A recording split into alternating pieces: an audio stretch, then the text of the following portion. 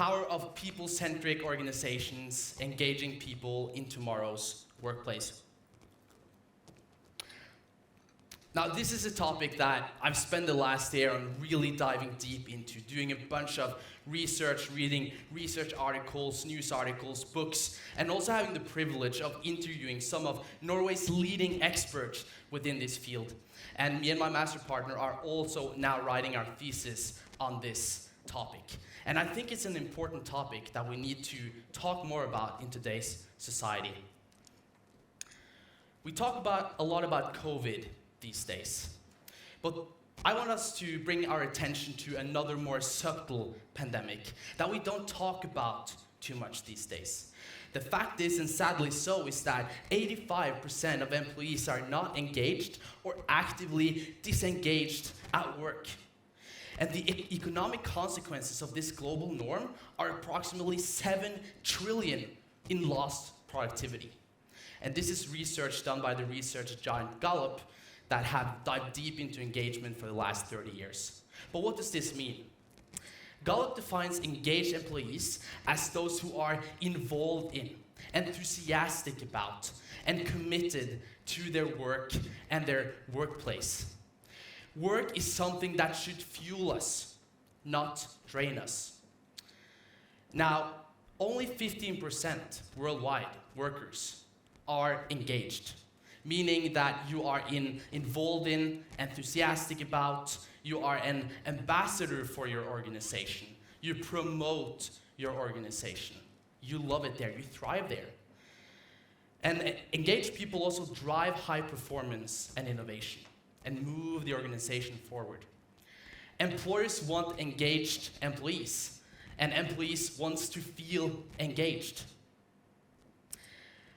67% though are not engaged. That means you're clocking in the hours. You're almost sleepwalking at the job. You're psychologically unattached to what you're doing. You're putting in time, but not really energy or passion into your craft. And sadly, 18% are actively disengaged, meaning that you are actively sabotaging for your organization. You are resentful that your needs are not being met, and you're acting out your unhappiness. And you also undermine the more productive workers. And you talk about your organizations, about your leader behind their back, to your colleagues, to your friends. Now, you might think that this is only on a global level and doesn't really involve us. I think it does, because if you think about it, do you know anybody that has complained about their job, their boss, salary, colleagues, or work situation? I know I do, and I know that I have been one of them many, many times. Next, mental health at work is also very intertwined and a complex issue that is now coming to the surface. We know that the workplace is an important, if not one of the most important causes of stress. And many workplace practices are as harmful as secondhand smoke. This is a PhD professor at Stanford Graduate School of Business, Jeffrey Pfeffer, who is an expert within this field. And in his book, he dives deep into this topic, and he talks about what mental health does to us and how important it is that we actually focus on this. Because there is a taboo and a stigma around talking about mental health at work. We want to feel strong. We want to be tough. It's hard to be vulnerable. And it's easy to show things under the rug. But yet, the statistics are clearly showing us how many who are actually struggling with this. So something needs to be done. And unfortunately, it's worse amongst young adults, and especially during this pandemic that we have all been through. 26% struggle to cope at work, 43% for young adults, and 51% for men. 51% feel the need to put on a brave face when they go to work, and 40% feel less resilient than before the pandemic. And this is research done by Lime Globe Limited, where they surveyed 2,000 workers on the topic. And last, there's also a trend of higher turnover amongst younger talent. This is research done by Randstad, and in their global report, they find that 2 to 3 times the number of Gen Z and millennials compared to older generations have left their employer the last year. And 31% of Gen Z and 34% of millennials intend to leave their employer in the coming year, meaning this year. Let's take a breath, because all of this is a lot of information and it takes time to digest. So the question is, where does this leave us? How do we move forward from here? Let's quickly bring our attention to a term, shareholder capitalism, or the traditional business paradigm we learn in business school, and especially in an institution like NHH. We want to maximize shareholder ROI. That's the purpose of an organization. And that is put to the extreme, of course. Now, what if we went over to the other extreme and said, what if we put our employees, our customers, our suppliers first? What if we made sure that we really genuinely cared about our employees? We made sure that we understood them, that we understood their needs. We created a workplace where they are allowed to thrive, where they had the tools to feel valuable, to feel seen, to feel heard. What would that do to their ability to deliver great customer service, their energy at the job, the company performance? Actually, somebody is already doing that, and quite successfully too. In 2017, ICE, a large Norwegian telecommunication company, hired Mette Hopstad. They wanted to challenge the old HR paradigm that humans are an input factor and a resource in an organization, and renew its business strategy, where people were at the heart of everything. ICE had a goal, and they needed the who and the how to solve it. And that's where Mette and her team came in, to turn their people into their most tangible and potent weapon. They wanted to enforce a people-centric business strategy. And what they did was that they implemented a couple of key things. Number one, they implemented an activity-based work environment, meaning that their whole offices are created to help people find their optimal work environment depending on their mood, on the type of task they're going to do. If they're going to do creative stuff, or if they're going to work in teams.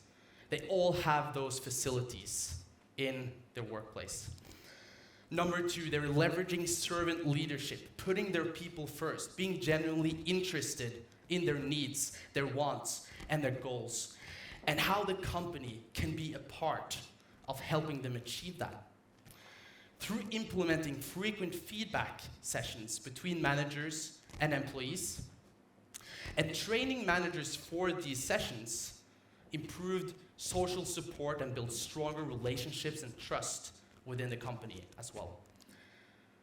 They actively use engagement surveys to check the temperature in the organization frequently, and already in 2017 implemented a flexible work from home solution for all employees, making them more than prepared for when COVID hit us. So since 2017, ICE has been reaping the rewards of these implementations. They have had 23 continuous growth quarters. They are now listed on the Oslo Stock Exchange.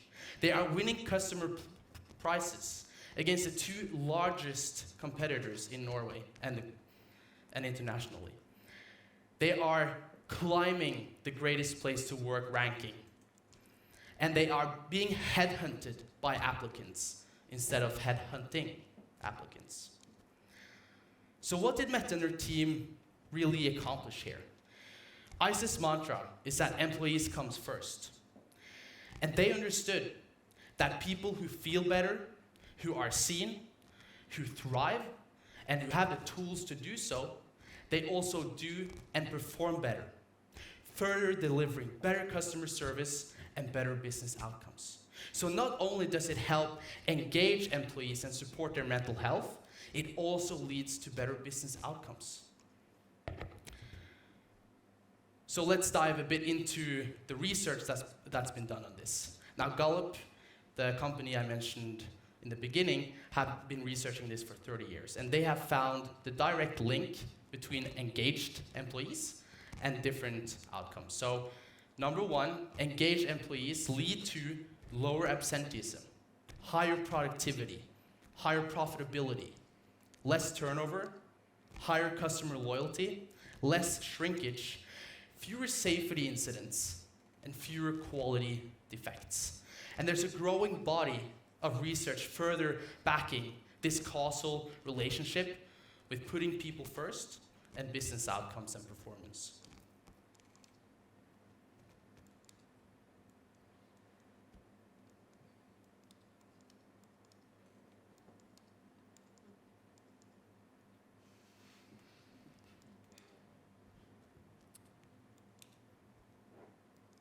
All right.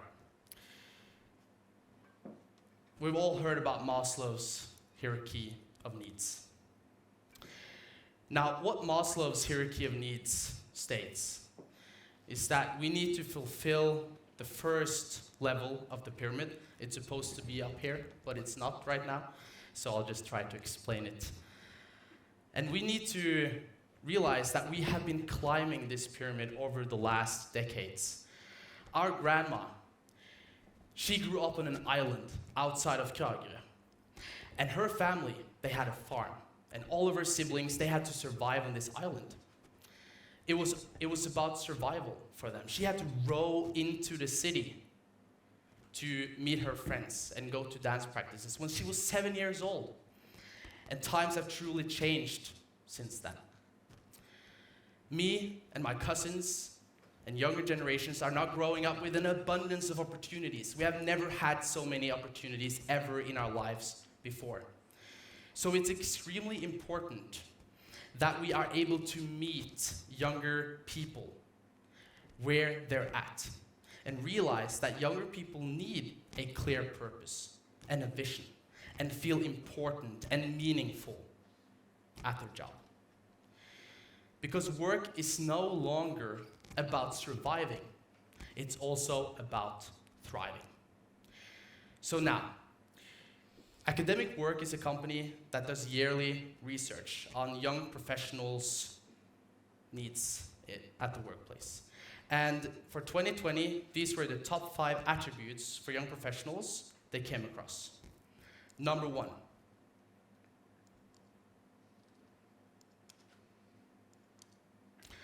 good work environment and colleagues is extremely important for young people.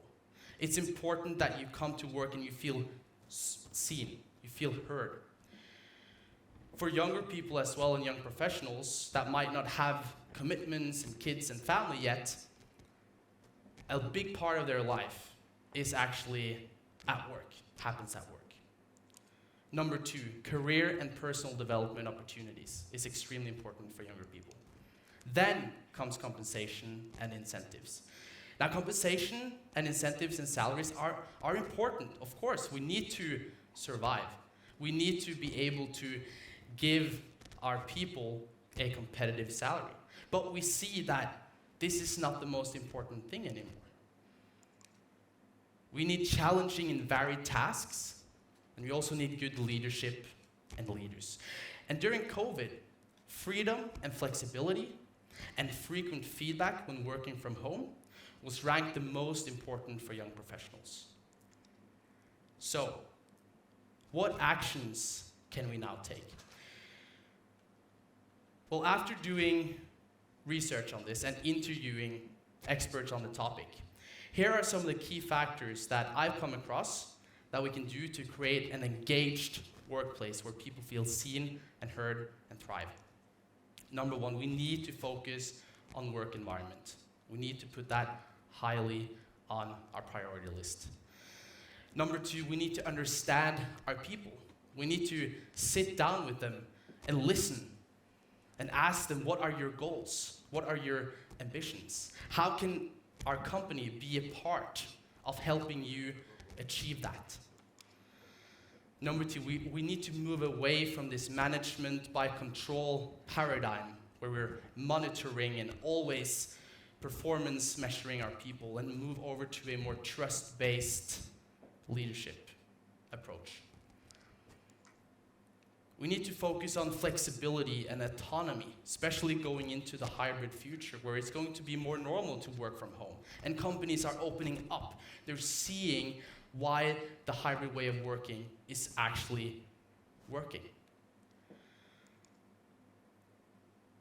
We need to give our people clarity on goals and expectations. I remember in one job I had, I was very frustrated because I had no idea what was expected of me. And there was not too much clarity on the goals I was actually moving ahead towards. And this is something young people especially need. They need the guidance, but at the same time, they need the trust, and they need the flexibility to actually go and accomplish their tasks. Then it's frequent feedback from leaders. That leaders actually take the time to sit down with their people and giving regular feedback. And research from Gallup also shows that regular feedback people are 3 times more likely to be engaged if they get regular feedback. And you can also use frequent engagement surveys to test the temperature in the organization and make sure that you're on point of what's going on. And last, stimulate self-leadership and management.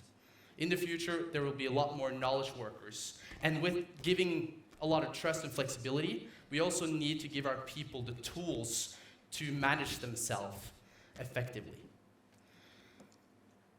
When we take care of our people, put their wants and needs first, and do everything in our power to stimulate for a thriving work environment where people feel important, attached to the bigger vision of the company, feel seen, feel heard, and thrive. They do not only improve their mental states and engagement at work, but productivity, performance, business outcomes, and profits also improves. So in other words, people success equals business success. Thank you.